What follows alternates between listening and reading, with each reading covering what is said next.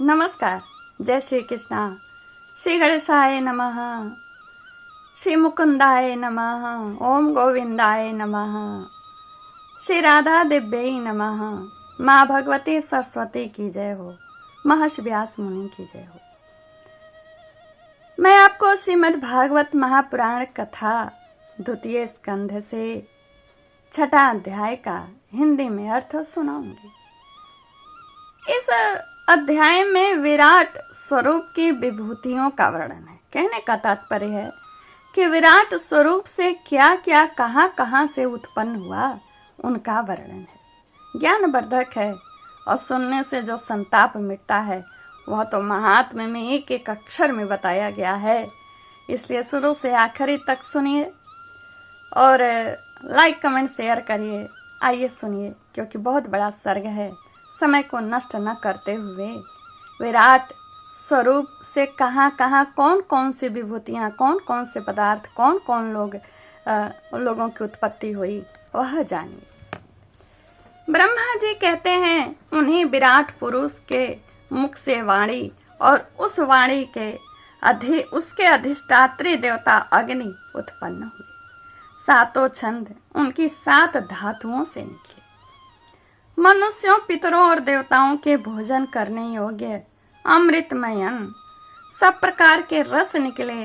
रसेंद्रियां और उसके अधिष्ठाती देवता वरुण विराट पुरुष की जिह्वा से उत्पन्न हुए। और 7 छंद गायत्री, त्रिष्टुप, अनुष्टुप, उष्णिक, वृहति, पंक्ति और जगति, ये 7 छंद उनके मुख से निकले।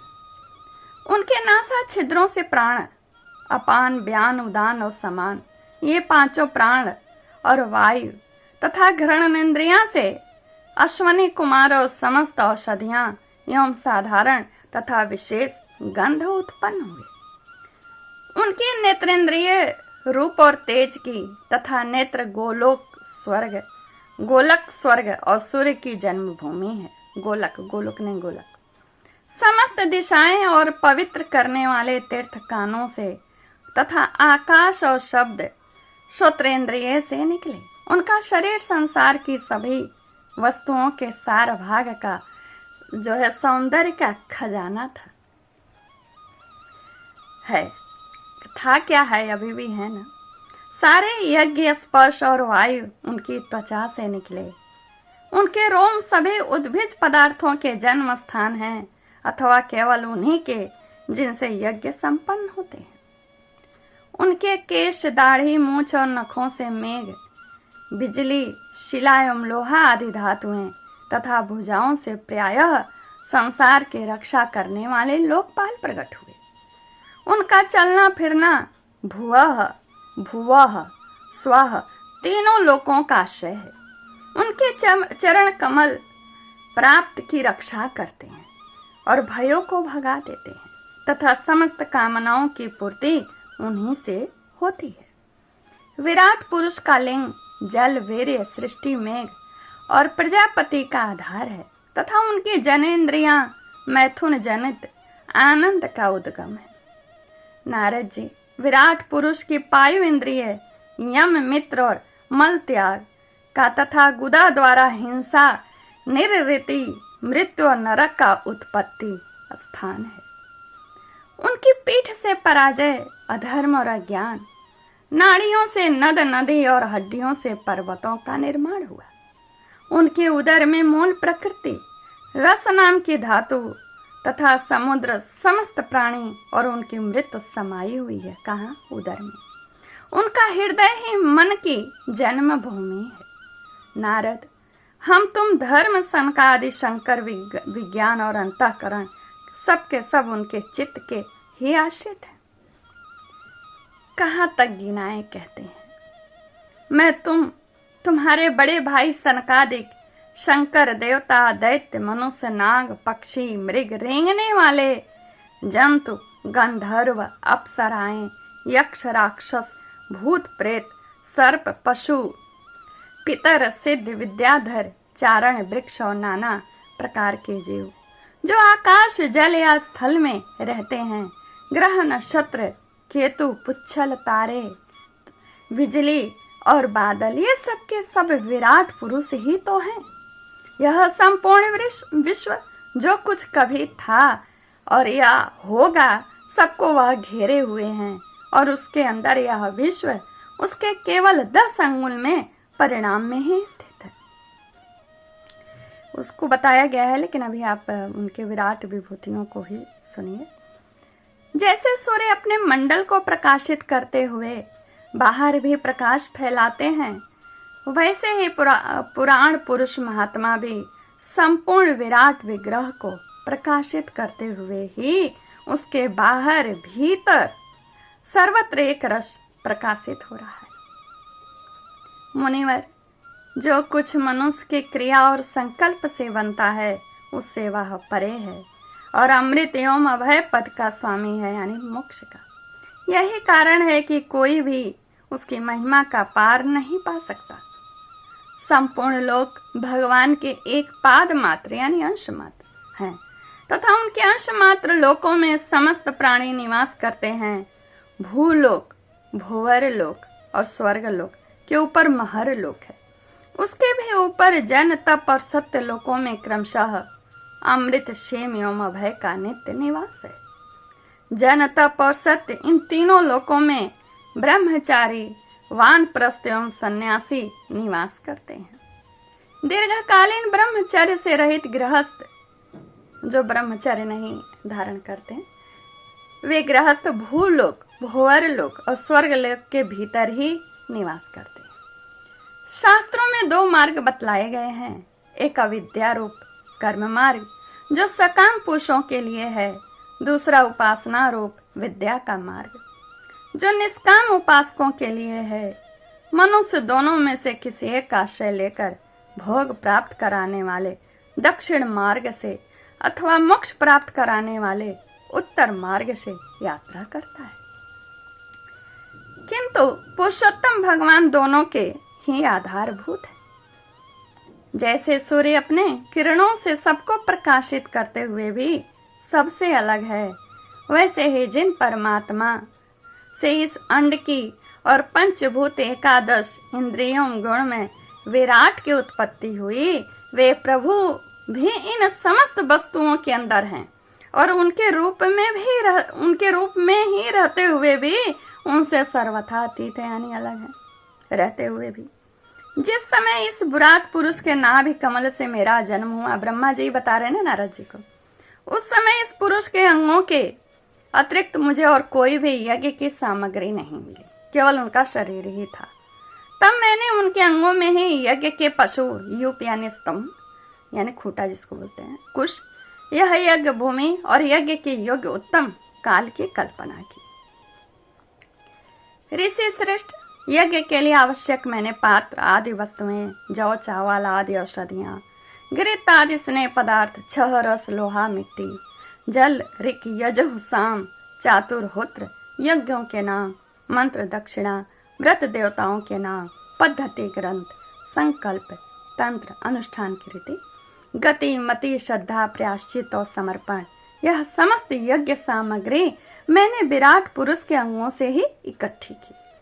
इस प्रकार विराट पुरुष के अंगों से ही सारी सामग्री का संग्रह करके मैंने उन्हीं सामग्रियों से उन यज्ञ स्वरूप परमात्मा का यज्ञ के द्वारा यजन किया। तदंतर तुम्हारे बड़े भाई इन 9 प्रजापतियों ने अपने चित्त को पूर्ण समाहित करके विराट एवं अंतर्यामी रूप में स्थित उस पुरुष की आराधना की। इसके पश्चात समय समय पर मनु, ऋषि, पितर, देवता, दैत्य और मनुष्यों ने यज्ञों के द्वारा भगवान की आराधना की। नारद, यह संपूर्ण विश्व उन्हीं भगवान नारायण में स्थित है, जो स्वयं तो प्राकृतिक गुणों से रहित हैं, परंतु सृष्टि के प्रारंभ में माया के द्वारा बहुत से गुण ग्रहण कर लेते हैं। उन्हीं की प्रेरणा से मैं इस संसार की रचना करता हूँ।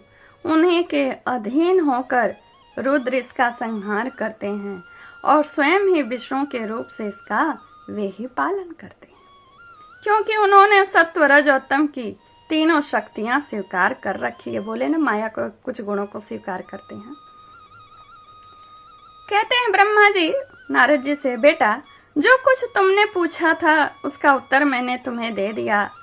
भाव या अभाव, कार्य या कारण रूप में ऐसी कोई भी वस्तु नहीं है जो भगवान से भिन्न है। प्यारे नारद, मैं प्रेम पूर्ण एवं उत्कंठित हृदय से भगवान के स्मरण में मग्न रहता हूँ। इसी से मेरी वाणी कभी असत्य होती नहीं दिखती, कभी असत्य नहीं होती। मेरा मन कभी असत्य संकल्प नहीं करता और मेरी इंद्रियां भी कभी मर्यादा का उल्लंघन करके कुमार्ग में नहीं जाती। मैं वेद मूर्ति हूँ, मेरा जीवन तपस्यामय है। बड़े बड़े प्रजापति मेरी वंदना करते हैं और मैं उनका स्वामी हूँ। पहले मैंने बड़ी निष्ठा से योग का सर्वांग अनुष्ठान किया था, परंतु अपने मूल कारण परमात्मा के स्वरूप को नहीं जान सका। कोई नहीं जान सकता। सुनाती हूँ, सुन रहे हैं, उनकी कृपा है तो समझ जाएंगे अपन, क्योंकि वे तो एकमात्र भक्ति से ही प्राप्त होते हैं। मैं तो परम मंगलमय शरण आए हुए भक्तों को जन्म मृत्यु से छुड़ाने वाले परम कल्याण स्वरूप भगवान के चरणों को ही नमस्कार करता हूँ। उनकी माया की शक्ति अपार है। जैसे आकाश अपने अंत को नहीं जानता, वैसे ही वे भी अपनी महिमा का विस्तार नहीं जानते। ऐसी स्थिति में दूसरे तो उसका पार ही नहीं पा सकते। दूसरे क्या जानेंगे जो जिसका स्वरूप वही नहीं जानता अपनी महिमा। कितनी महिमा है। मैं, मेरे पुत्र, तुम लोग और शंकर जी भी उनके सत्य स्वरूप को नहीं जानते, तब दूसरे देवता तो उन्हें जान ही कैसे सकते।